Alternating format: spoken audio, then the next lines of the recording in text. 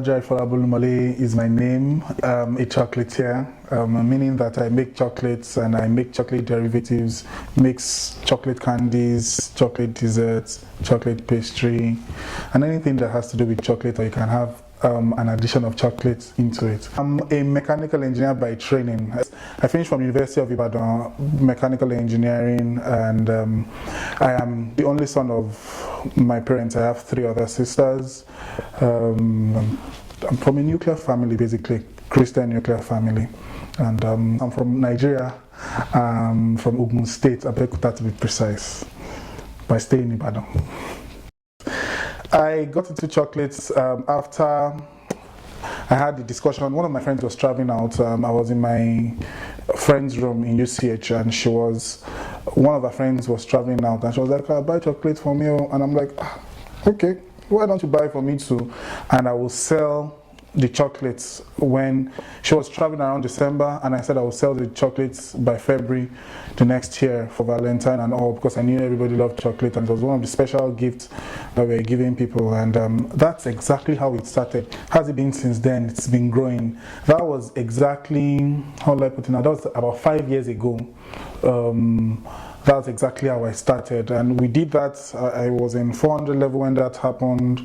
I also did that again. I had another family member traveling out, bought that, and did that again in 500 level. And by the time I was leaving 500 level, when I was getting out of school, I decided that it's time I took this thing beyond UI, because by that time, people knew I already known me to be selling chocolates for whatever event you had, whatever celebration you were doing.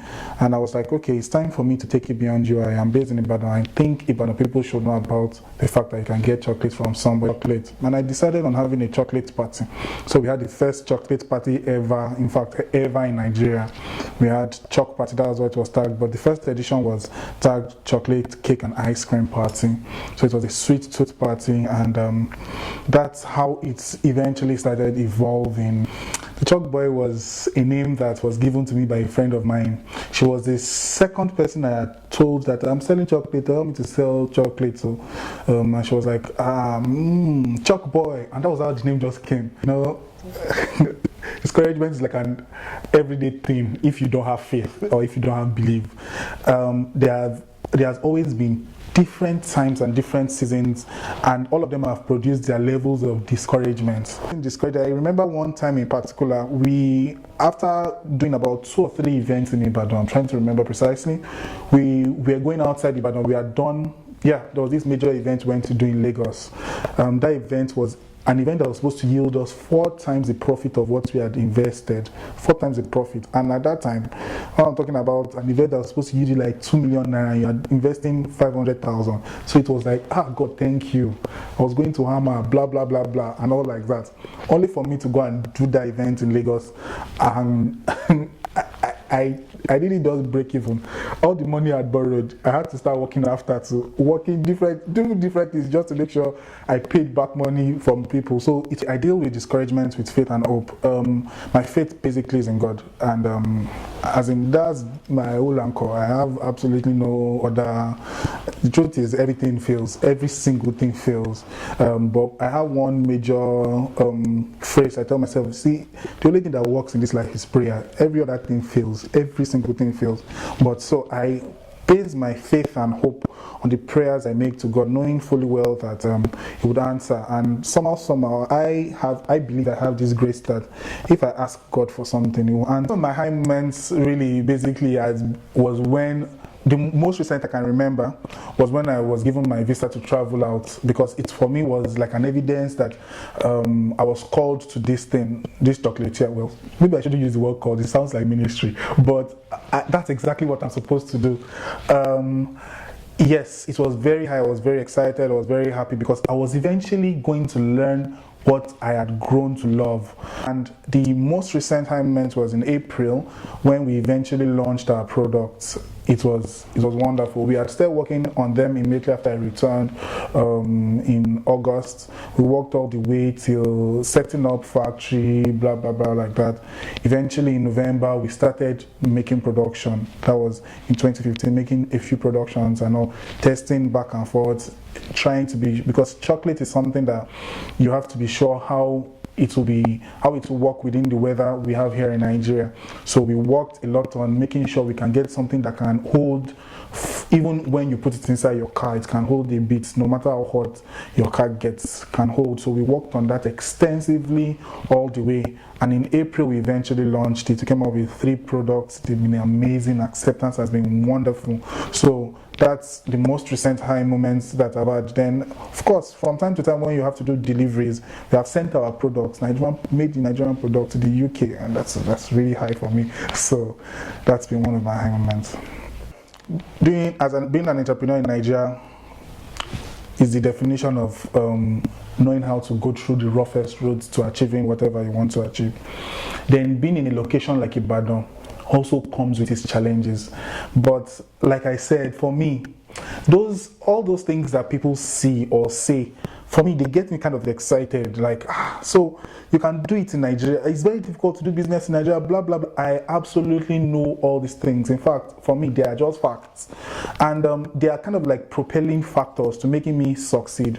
So when we said we want to start doing chocolate, and you are saying you are doing it in Ibadan, what do Ibadan people know? What do they like? Is it not just amala and blah, blah, blah, blah, blah, like that? For me, it got me very excited because I knew that if I am in Ibadan and I love chocolate, that means there are people like me that would love chocolate. So I'm like, it's just for me to start connecting with minds like mine that would love chocolate. Most likely influence other people too to start liking chocolate. So for me, that was it.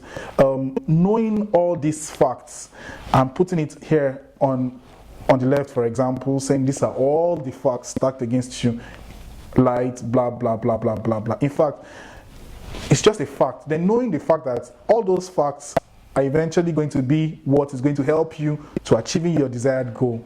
For me, that was exactly it. So Ibadan people, all we have to do is find a niche of people that love it, then expand that niche, keep expanding that niche, keep expanding that niche. That's exactly how it had been for me. And knowing that Nigeria comes with its own challenges, making me know that if I can survive in Nigeria, struggle and survive in Nigeria, most likely when I enter other African countries, I'll use my experience in all those African countries, from Nigeria, in all those African countries, and take it to the world. I keep saying this. When I traveled and I saw, like, thank God I'm in Nigeria, thank God I'm in Ibadan, because you see some of even these ideas, you can't be outside the country and execute them. Let's just be realistic. You can't execute some of them. You can't start the way we started. There are big companies outside Nigeria that have taken over the chocolate market. You can't even start and compete. But we are here now, and we are going to dominate. I'm not only going to compete. Okay. One thing I find to be so true that most people would disagree with, I think there's a lot of money in Nigeria. There's so much money in Nigeria, and there's so much money to be made, as in everybody can. I believe so strongly that everybody can make money in Nigeria. But I don't think many people agree that there's money in Nigeria. Many people think that you have to travel out, you have to maybe know somebody to be able to be successful in Nigeria. For me, I don't agree with that. It's a land where there are many challenges. I wouldn't call them problems. A land where there are many challenges also opens up a whole lot of opportunities. So I think that there is a lot of money to be made in Nigeria. When I mean money to be made, I don't mean money from the government, having to work as the government. I mean starting up as a basic entrepreneur, starting and making something, creating a product, solving a problem, creating a product, however you want to put it. And from that, you can develop and make a whole lot of money. So there's a lot of money to be made wherever there are a lot of troubles to be solved, a lot of problems to be solved. You see, one of the biggest lessons I've learned is savings is very, very important in business. You cannot succeed in business if you don't learn how to save. I don't know if we are really taught the culture of saving. The only thing that they introduced to us was going to the bank to keep your money. Unfortunately, the bank introduced ATMs to us and decided to ruin our lives. So, but if you are going to be a successful entrepreneur, you just need to learn to save. If you have a problem spending money, maybe you should I don't know. It's creating another pathway, but it's not exactly the solution. Saving is saving. Keep your money inside colo or keep it inside a place where you will not spend it. Whether you do fixed deposit or you do something that has to do with like an investment and on like that. But those are just the surface ways of solving it. But really saving your money is very important. It means I can do much more, meaning I've saved a lot and I can do much more. If you have saved, you kind of like plan for the rainy day. I give a very, very critical case scenario. Okay, we started this business in April when the dollar against naira had not yet skyrocketed. And we introduced with a particular price tag on our product that was supposed to bring in, I would say, a bit over marginal profits. So if, for example, you're selling something for 1,000 naira, maybe we're producing and all packaging was about 600 naira, so maybe we're making 400 naira. And I knew that, I thought that was going to be the case all the way till December. I never knew that naira and dollar were going to be enemies all the way. So, but before then, I had started saving up a lot of money. And by the time things started really hitting us, say September, our cost of production had almost gone to double of how much we were selling the product. But because we were able to save, I'd saved precisely. What I did simply was, I used out my savings to restock. I used it to restock. So I wasn't using my profits to restock. I was using my savings to restock. The raw materials had gone higher. And it was a new product. I cannot introduce a new product and all of a sudden change the price so quickly.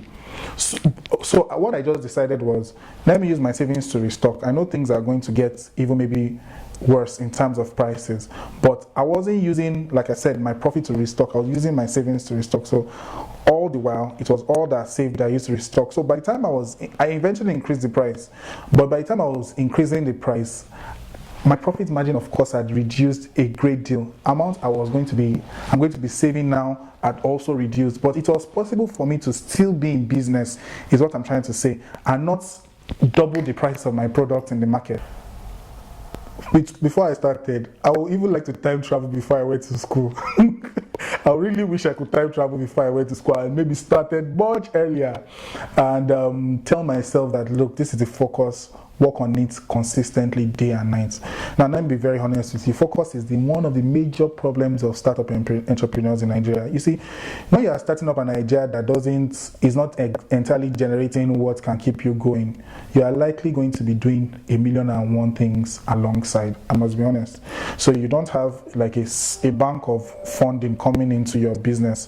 You only have your marginal profits keeping your business afloat. So you are like, I need to buy fuel, I need to buy recharge card, I need to do this, I need to do that, and the money has to come for that, but you don't want to touch your business money. So you eventually start doing other small what we call small hustles by the side to make that money. I understand that it is required, but for me, honestly, I believe that if I had focused a little more on just my chocolate drink, for example, maybe I would have saved a lot of time. I would have collapsed a lot of time in my favor, and I would have maybe expanded more. Secondly, my success now, if you put it that way, is a function of the information I had gathered before now. So if I go and I only have 15 minutes with myself, the first thing I would tell myself is to read a lot more.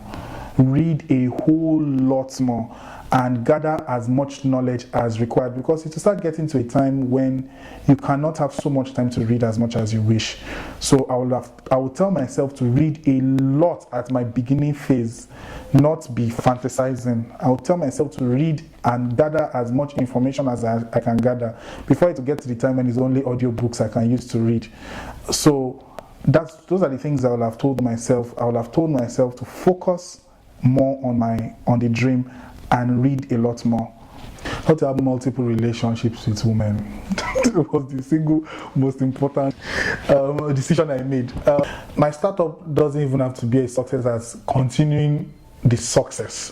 So for me, success you can define success the way you want it. How much do you have in your bank account? Are you guys worth 10 billion naira? No, we are not. Are you worth 10 million naira? Maybe not. Maybe, I don't know, sure. If you get more people to evaluate us, maybe we'll be worth 100 million, I'm not sure. But keeping my startup as a success had been the most important thing for me. As in, like Olamide said, having a hit back to back, as in, for me, is just too much of an important factor. Just making sure you have a hit back to back, always, and gradually scaling up. The one advice I'll give every aspiring entrepreneur is know your vision. Let your vision be clear. Now, when I mean knowing your vision, don't just know it in your head. Write it out. Let it be spelled out.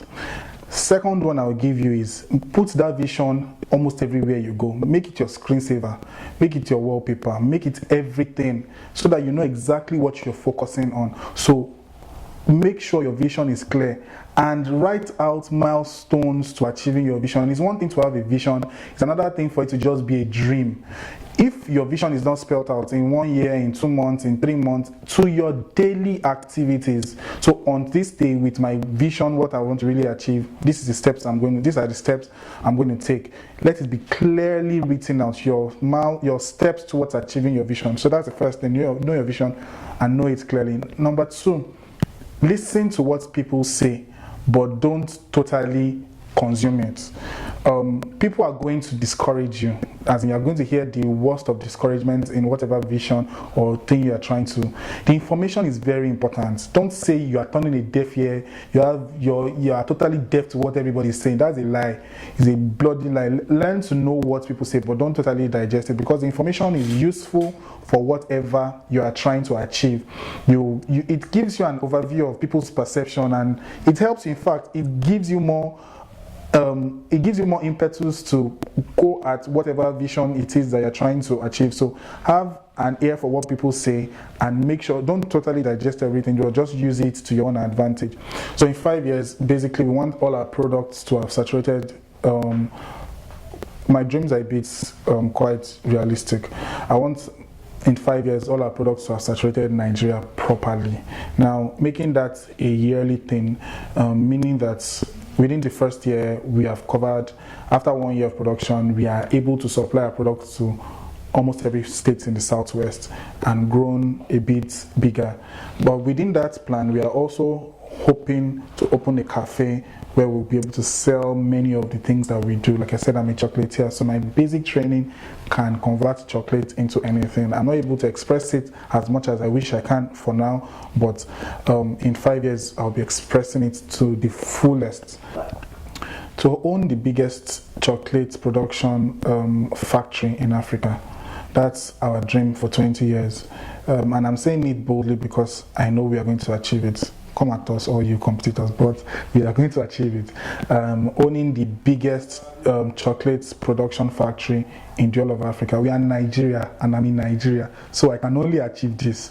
We are the trigger to the whole of Africa. So I'm just situated to making it happen. So that's really the dream in 20 years. My parting shots is this: we are great, as in the greatness residing in us is unspeakable, and we are advantaged. In fact, you know, this thing of it's like football. When you are regarded as the underdog in a match, I think you are even more advantaged than the person that is saying is the big shot. So you are the smaller team in the match, and they already feel that this bigger team is going to beat you. But that's an advantage because it makes you work your hardest into achieving this. So if you are a black man, you are the person that they most likely discriminate against, you are the one that everybody already looks down on, you are the advantage. In fact, that's the position of advantage, because for anything to launch out, you need to pull it all the way back. If it is an arrow or if it's a spring, you have to compress it to the lowest point to give it the maximum thrust that it can have. So be down at your lowest point.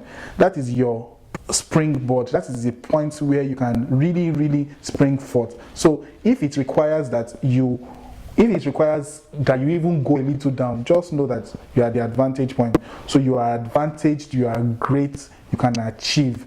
And please don't take that for granted.